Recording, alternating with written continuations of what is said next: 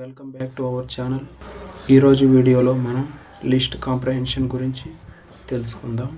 ఈ list comprehension main purpose ఏంటంటే లిస్టులో ఫర్ లూప్ ద్వారా ఏదైనా వాల్యూస్ని యాడ్ చేయాలన్నప్పుడు ఇది షార్ట్ ఫామ్లో మనకి పర్ఫామ్ చేస్తుంది. ఇక్కడ మనం సింటాక్స్ చూసినట్లయితే ఫర్ లూప్ని యూజ్ చేస్తున్నాం. ఫర్ ఎలిమెంట్ ఇన్ సీక్వెన్స్ ఇది ఫర్ లూప్ని స్పెసిఫై చేస్తుంది. అండ్ ఏ ఆపరేషన్ పర్ఫామ్ చేయాలో అది ఇక్కడ పర్ఫామ్ అవుతుంది. ఈ ఫర్ లూప్ని యూజ్ చేసేటప్పుడు ఏదైనా కండిషన్ మెన్షన్ చేయాలన్నప్పుడు ఆ ఇఫ్ కండిషన్ ఆర్ ఎనీ కండిషన్ని ఇక్కడ మెన్షన్ చేస్తాం. ఇక్కడ నమ్ అనే లిస్ట్ తీసుకున్నాను. ఈ లిస్టులో 1 నుంచి 5 వరకు నంబర్స్ని ఇన్సర్ట్ చేశాను. ఇప్పుడు ఈ వాల్యూస్ని స్క్వేర్స్గా కన్వర్ట్ చేసి ఆ వాల్యూస్ అన్నిటిని వేరే లిస్ట్లో యాడ్ చేసి ప్రింట్ చేద్దాం.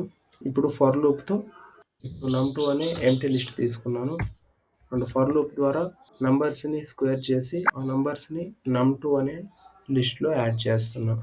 For I in num k అనే వేరియబుల్ని I ఇంటూ I ఇక్కడ ఫర్ లూప్ని యూజ్ చేశాను.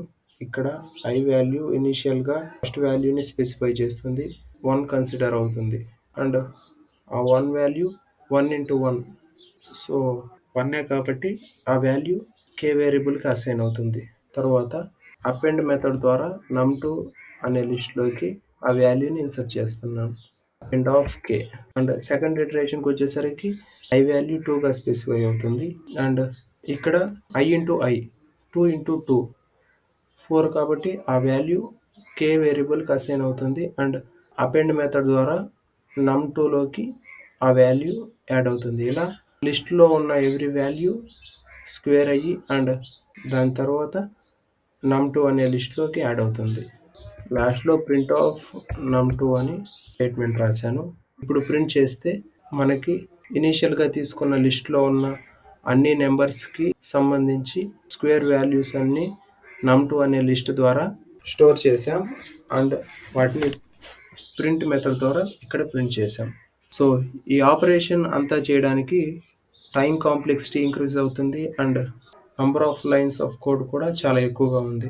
ఇప్పుడు లిస్ట్ కాంప్రహెన్షన్ని ఇక్కడ యూజ్ చేద్దాం. సేమ్ నమ్ అనే వేరియబుల్కి 1 to 5 వాల్యూస్ని అసైన్ చేశాను. num2 అనే వేరియబుల్లో లిస్ట్ కాంప్రహెన్షన్ అప్లై చేస్తున్నా. ఫర్ I ఇన్ నమ్లో ఉండే ఎవ్రీ వాల్యూని I స్పెసిఫై చేస్తుంది. I into I for I in నమ్ ఇనిషియల్గా 1 అనేది ఇటరేషన్ అవుతుంది. ఇక్కడ 1 ఇంటూ 1 కాబట్టి ఆ వాల్యూ num2లో స్టోర్ అవుతుంది. నెక్స్ట్ ఇటరేషన్లో 2 2 ఇంటూ 2 4 కాబట్టి ఆ 4 వాల్యూ num2 అనే లిస్ట్లో స్టోర్ అవుతుంది.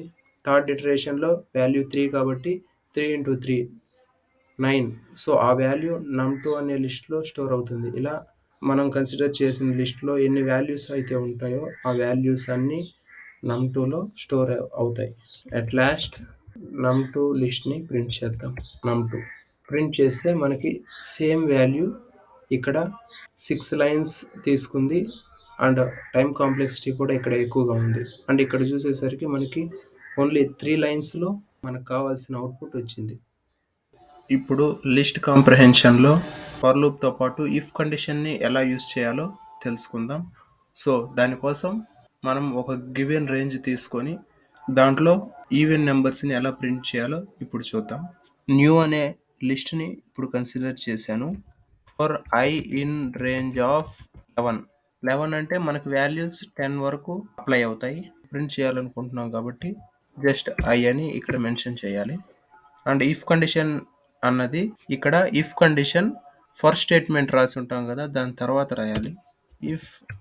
If I modulus 2 equals to 0 అంటే ఫర్ లూప్ అన్నది 0 నుంచి స్టార్ట్ అయ్యి అప్ టు 10 వరకు కంటిన్యూగా ఎగ్జిక్యూట్ అవుతూనే ఉంటుంది.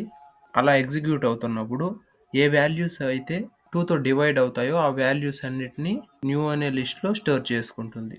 ఇది ఈ లిస్ట్ కాంప్రహెన్షన్ మీనింగ్. ఇప్పుడు న్యూ అనే లిస్ట్ని ప్రింట్ చేద్దాం. ఇప్పుడు ఎగ్జిక్యూట్ చేస్తే మనకి 0, 2, 4, 6, 8, 10 ఇలా ఈవెన్ నెంబర్స్ అన్ని ప్రింట్ అయ్యాయి. ఇప్పుడు ఆడ్ నెంబర్స్ కావాలంటే I modulus 2 not equals to 0 అంటే ఆడ్ నెంబర్స్ అన్ని మనకి స్టోర్ అవుతాయి. ఇప్పుడు రన్ చేస్తే ఓన్లీ ఆడ్ నెంబర్స్ మాత్రమే స్టోర్ అయ్యాయి. లిస్ట్ కాంప్రహెన్షన్ యూజ్ చేసి ఎక్కువ లైన్స్లో రాయాల్సిన కోడ్ని మనం కన్సైజ్ చేసి షార్ట్ ఫామ్లో రాస్తాం. So this is about list comprehension. For more videos, subscribe to our channel.